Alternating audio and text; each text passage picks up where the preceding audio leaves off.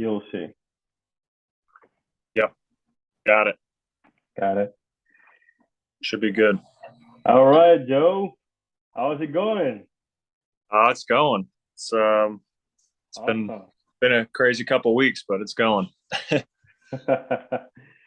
So I am here with Joe Kunzmisky, Charleston Battery Goalkeeper, and a good friend of mine. We shared locker rooms for about 2 years, and we developed a good relationship. Besides the competitiveness of the position, we're both goalies, and we handle it well.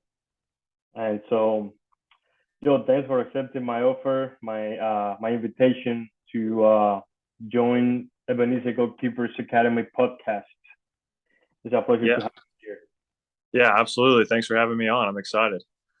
you here. All right.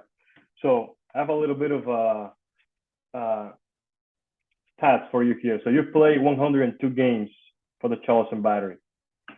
You have conceded 141 goals. You have kept a clean sheet 29 times.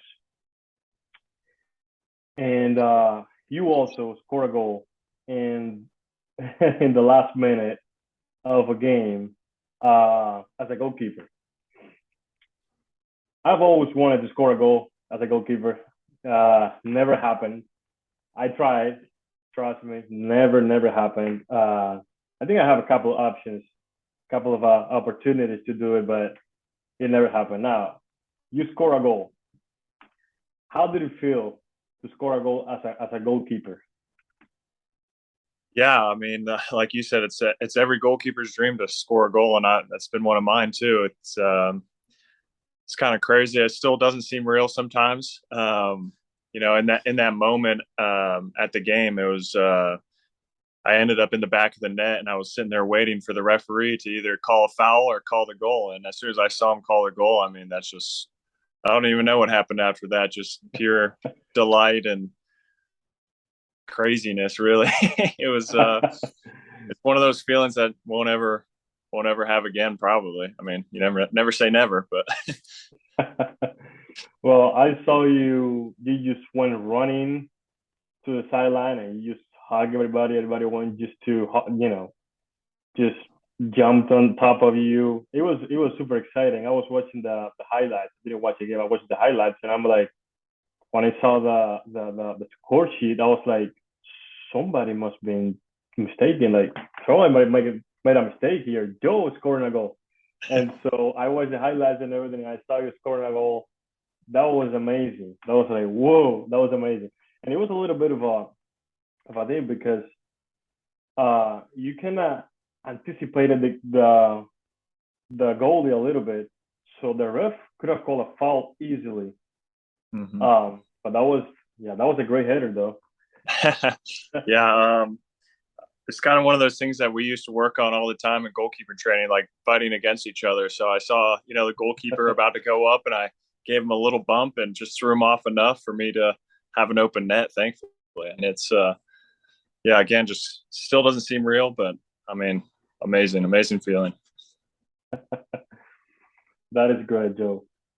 So we're gonna go back a little bit, because sometimes we have the option of we choose the being a goalie. Sometimes a coach chooses that for us. Sometimes they see something in us that we don't see in ourselves.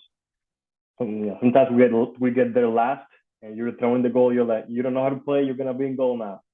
So tell me a little bit about who introduced you to goalkeeping and how were your first steps as a young goalie.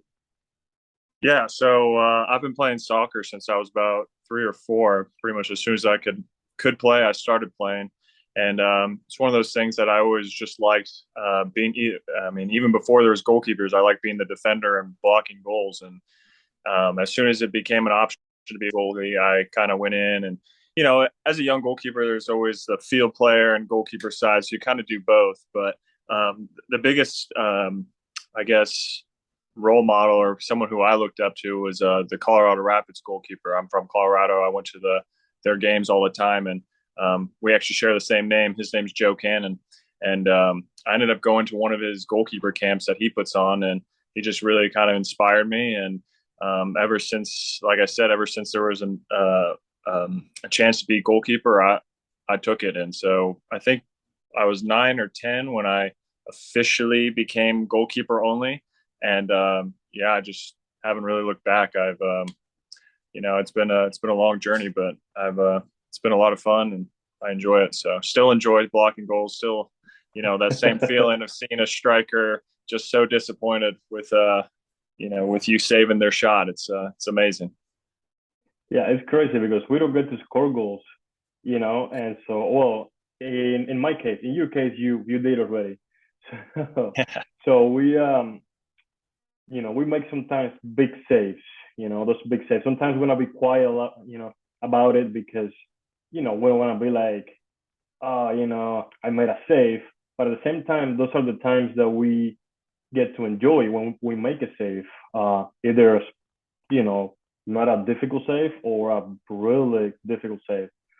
And so, yeah, so that is amazing. And I remember after a couple of years being a goalie, this is really funny. I was already established as a goalie of my school team. It was a really small school, so I had no gloves. And one of my friends gave me a pair of gloves, but I wasn't used to it. I wasn't used to putting gloves on. I was just my bare hands and just just rough. Yeah. And so the ball was going through my hands a lot because they were dry, and I didn't know how to put wet a little bit, that little trick that we do. And so one of my coaches had this brilliant idea of putting glue and a little bit of glue on on every finger of the glove and a chunk of glue in the palm area. That way the ball could stick to it. Yeah. So that didn't go very well. Uh, they ended up ruining my gloves, Yep. and so I mean, imagine. So, do you have anything remarkable you like to share during your first years as a goalie? Funny story or anything you want, anything remarkable that you remember. Um, yeah, I can't remember how old I was. I think it was either 13, 12 or 13. And we were in a tournament and I remember we went to PKs in the semifinals. No, let's see. We won the semifinals against the team that was ranked higher than us or the better one at the club at the time. And then we went to the finals and it went to a PK shootout. And I remember saving two PKs and just, I mean, it was the craziest moment of my life back then, at least. And yeah, I mean, I remember some bad times too. Unfortunately, like all goalkeepers go through that. So it's interesting. Like looking back on my career, I guess I haven't really done too much of that. But looking back, it's like you remember all those really good times, but you also really remember all the really bad times. But I think just that's part of the process and part of learning is you're always going to have the bad, but you have to deal with the bad to get to the good, and then the good feels even better. So yeah. This is great. This is great because I coach kids, and sometimes the parents don't know how to handle their kid when they get scored on. Sometimes you know the parents don't know, like the other parents don't know, like it's not always the goalie's fault. And even if Yeah. it is, eh, even if it is, there is a level of grace that has to be extended to the goalie just because our mistakes speak louder than the field players' mistakes. We make a mistake, it's a high percentage, it's going to be a goal. Yep. And so, sometimes, like you were saying, you have to deal with the bad to be able to enjoy the good, when it comes. Because Yep. the truth is that we will be remembered, for the good things. Yep. So, yeah, so that was really cool. Now, let's go a little bit forward. Tell me a little bit about how was your journey from college to professional level. How was it like uh, making that transition? Like, what did it mean for you? Yeah. So coming out of college, I wasn't. highly recruited. I had a couple invites to tryouts. So I bounced around to a lot of different ones, honestly, before I even ended up in Charleston. But it's not easy for especially goalkeepers because there's one spot on the field, and that if there's an established starter, someone that's been there, whatever the reason is, like that goalkeeper is obviously taking up one of the spots, and then it's tough to break into the other spots. So the transition from coming in from college to pro, it was difficult for sure. I had a lot of teams say no to me. A lot of teams say you're not good enough, or whatever the case may be. And it was honestly just kind of luck that I ended up in Charleston. And I'm always thankful for Augie, Michael Anhauser, the coach at the time, to have given me an opportunity and seen a little bit of potential in me. So the transition after that, it was tough. Just getting used to the speed of play. Obviously, things are faster. Guys are bigger, more technical, can shoot harder. The usual things that happen when you transition to a higher level or higher whatever you do. So, yeah, it was difficult, and again, like I said before, it's just part of the learning process and things that everyone has to go through in life. Not even just for sports, but for everything. So it's just about how you deal with it. And thankfully, I came into a good system where goalkeeping was we had a really good goalkeeper coach in Dusty, and I learned from you and Alex at the time, and it was good to kind of see and learn and transition with people that can help me in those moments. So Yeah. And what was your impression after your first training as a professional goalie? What do you feel like? Do sometimes you're like a little bit impressed. Sometimes it's not like expected. Sometimes it's like, what do you feel? What was your impression? yeah, my first impression was just that these guys are a lot better than my college teammates, honestly. Like I said, anytime you go to any higher of a level, that there'll be that strength, speed, speed of play, speed of players, speed of everyone. I remember kind of one of my first games I got in preseason. We were playing Atlanta United, and I can't remember who the player was. I think it was Ramar. No, it wasn't Ramar Williams. But I got picked off on a back pass, and they ended up scoring. And it was just kind of those moments, again, the bad moments in a goalkeeper's career that you just have to learn from. And yeah, I mean, I just remember being, I wouldn't say out of place. I felt like I could, compete at the level, but I was definitely going to take some times to transition and get used to the speed and get used to the shot power and everything. Yes, yes. I remember after it was 2017. I think it was more of a transition year for you. I think I played most of the games, and I shared with Alex Tambakis, who belonged to Atlanta United, Mm-hmm. and you did not get to play a single game that season. Mm-hmm. What do you tell yourself after that year? Were you disappointed? You expected something better? I mean, obviously, I wanted to play, so there was a little bit of disappointment. But like I was saying, it was almost just kind of a transition year for me. It was coming in and learning from guys that have been doing it for many years, like you and Alex. And it's one of those things as a young goalkeeper that there's a lot to learn, and that's why goalkeepers don't reach their prime until later in life too. It's just because there's a lot that comes with the job, a lot of experience reading the game, reading players' body language, everything like that. So for me, obviously I was disappointed in not playing, but for me it was just a matter of accepting the fact that I'm here to kind of grind and develop and get used to the speed, get used to everything, and push for a spot later. But there was definitely times in that year that I was like, am I good enough to do this? Am I just wasting my time? Am I, whatever the doubts are? And again, it's goalkeeping is the toughest position mentally, in my opinion. It's like we talked about. If you make a mistake, it's more than likely a goal, and it's tough. It's tough mentally. You have to be strong to move past the bad and get to the good, like I said earlier. But it's just about learning and always moving forward. That's what I always kind of told myself: just keep moving forward. Yes, and that's what I tell my goals to. There's a lot that goes with the position, especially mentally. If you can conquer the mental side of the position, you have won a big part of the war, because it is just mentally it's draining. Having that responsibility that you come to games saying that, all right, I cannot make a mistake. If I make a mistake, this is everybody's gonna be looking, and it's gonna be a goal. And then how you feel after you make a mistake. That's the bad part, because if you don't get over it, then you make another mistake and another mistake, Yep. and your head is not in the game. Yeah. Yeah, it's definitely challenging. So in sports and most things in life, um, everything is about momentum.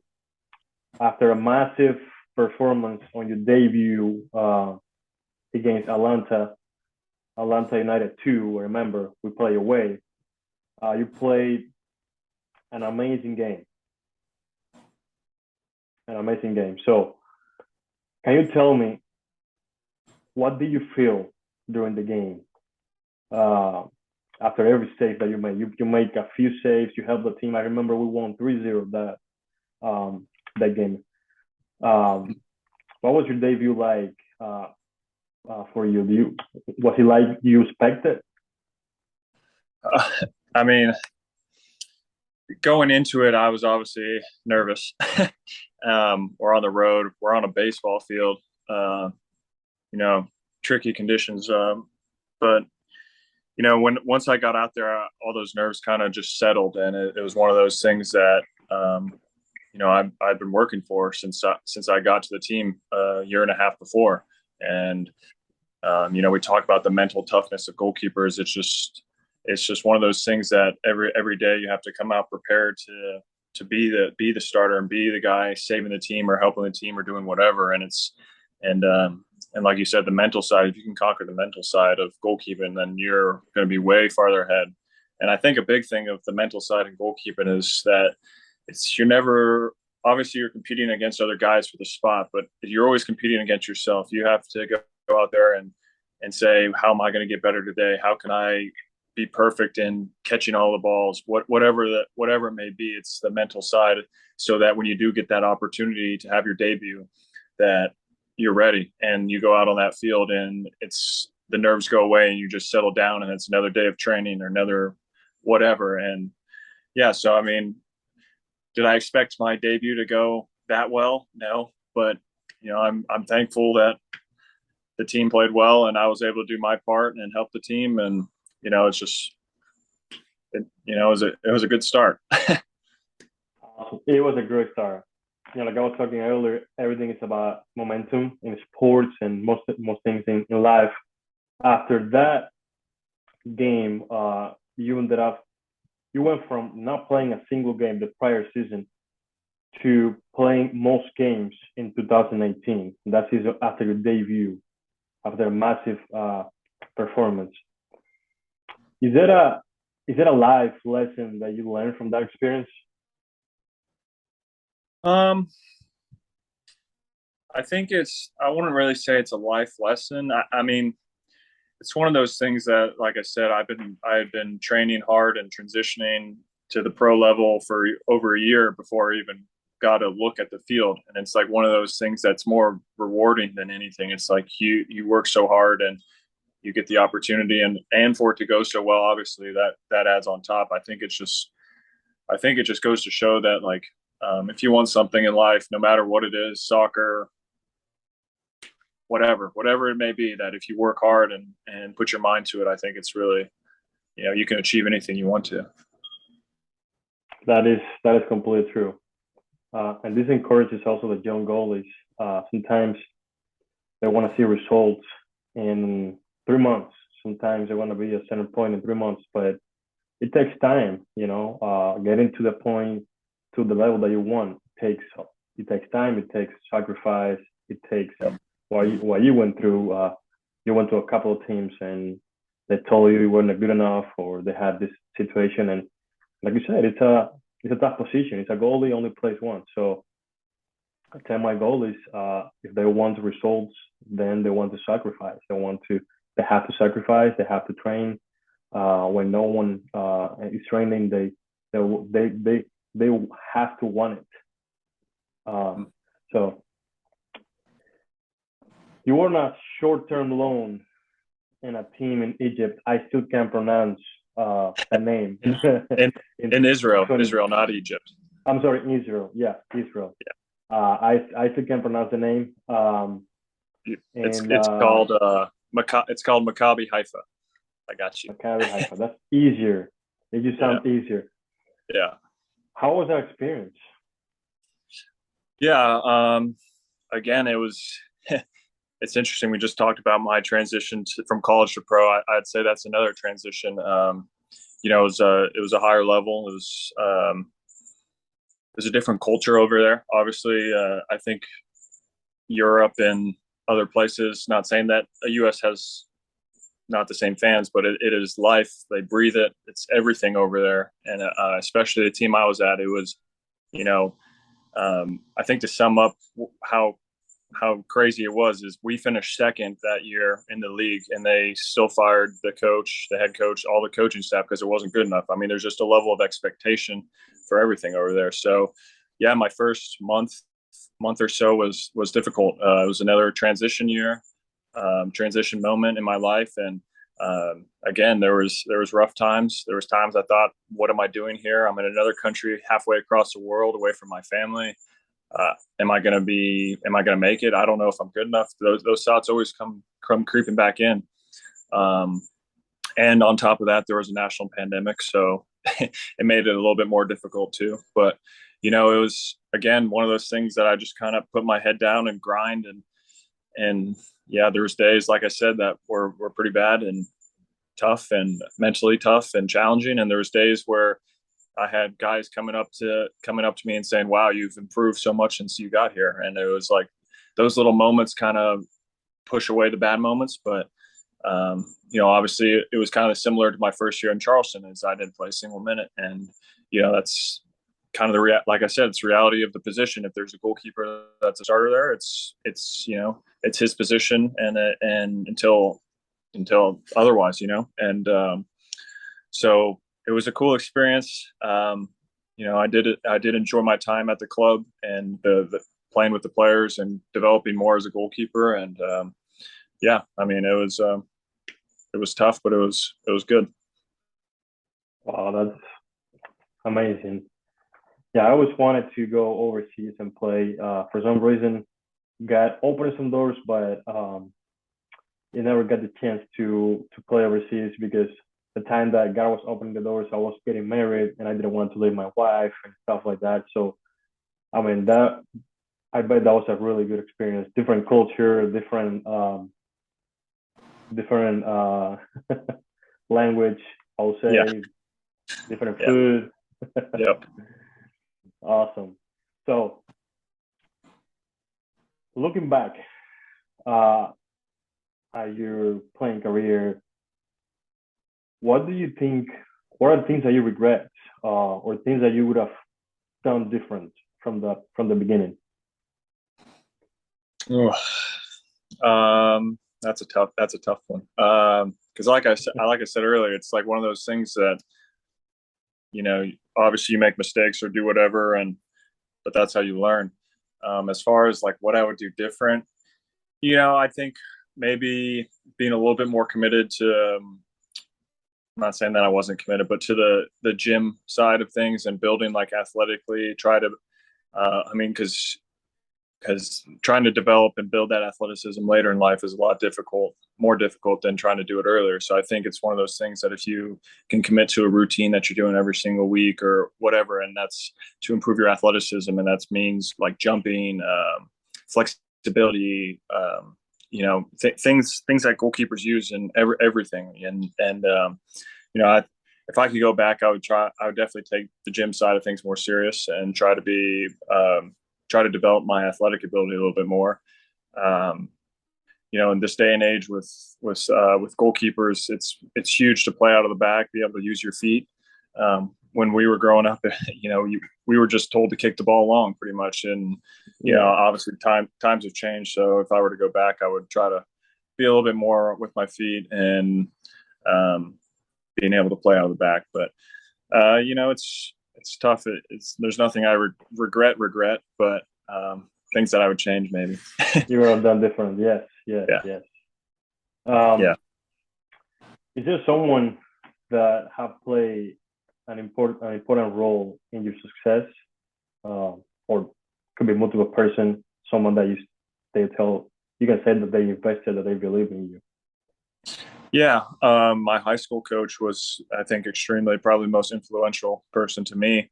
I went into high school and again didn't play another transition year. I didn't play my first year, started playing my second year, end of my second year, and then played my junior and senior. But I really didn't even know if I wanted to play in college. I didn't know if I was good enough. I didn't know if I could make it. The same usual doubts that we always have. And he kind of really pushed me and said, at least try, see what you can, see what you can get in front of you or whatever it may be. And,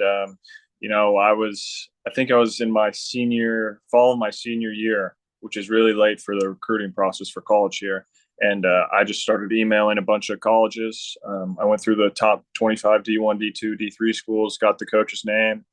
I made a little highlight tape, both training and in matches, and sent that out to like all those schools. And, I probably had less than 15 respond or something like that. And I ended up taking the chance on the University of Alabama, Birmingham. And I went down there for a camp, and it was just kind of, lucky that they had a situation where they needed goalkeepers. So I'd say my high school coach was probably most influential, and we still stay in contact, and we go over everything. And he's more of the mental side of the game, like we've been talking about. That's really helped me, I think, push myself.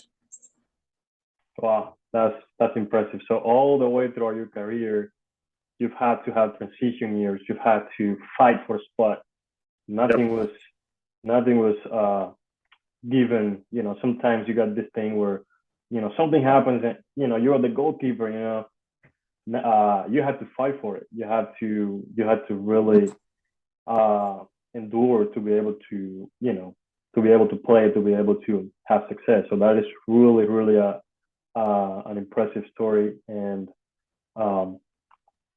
it really encourages me, and I'm sure it will encourage everyone that watches this video. To finish, anything you'll want to tell the audience, anyone, the kids that look up to you, that see you as a role model, anyone? Yeah. I think you kind of just touched base on it, and it's about enduring. And, even we didn't talk about my college career either, but my first year I didn't play a single minute. And again, transition. And then on my debut, I actually came in. It's not a funny story, but I came in. We're in New Mexico playing, and I think it was 1 or 2 games left in the season. And if we had won that game, I think we would have been the conference champions for the league. And the game's tied 3-3 with 10 seconds left on the clock, and the starting goalkeeper for UAB gets a red card in the box for a PK. So with 7 seconds left, I go in to make my college debut for a PK. Don't save it, get scored on, we lose. and then my actual full debut was the next week, and it wasn't great either. I think we ended up losing 4-3. It was a rough game. And like we've talked about throughout this podcast, it's all about learning. And that's my biggest advice to any young goalkeeper, any goalkeeper of whatever age. You're going to go through bad times, and that's just part of the position. And it's unfortunate that, we kind of get the short end of the stick and get blamed. And even if it's not our fault, the ball has to go through 10 other players before it gets to us. But, learn from the mistakes and push through it. And something I always tell goalkeepers is that it doesn't matter how tall or how big you are. It just matters how hard you work. And and how much you can push yourself to be the best you can be. Because at the end of the day, you're not fighting against other people; you're fighting against yourself, and you're the one that controls your own destiny. You can work as hard or as little as you want. Um, but for me, it's I've pushed myself. I'm not the most athletic. I was blessed with height, yes, but it's not. And there's a lot of people that are tall that aren't goalkeepers or aren't athletes at all. It's one of those things Yeah, that I've worked a long time for. So it's like I said, work hard, learn from the mistakes, cherish the good times, and just enjoy what you get to do. that is awesome, Joe. Thank you so much for being here, for sharing your a little bit of your story, of your background. Uh, I know that you recently had a surgery on your labrum. We pray that you're gonna recover quickly and you're not gonna have any problems whatsoever with that again. And thank you so much for for being here and for sharing a little bit of time with us. Yeah, absolutely. I'm so glad I can be a resource and help you in any way possible. Awesome, Joe. Well, you have a blessed night, and probably see you again. We have to do this again. I know there are things that we didn't talk about. I know you want to talk about. Yeah, So yeah. So yeah, let's get together later. yeah. Let's do it. Awesome.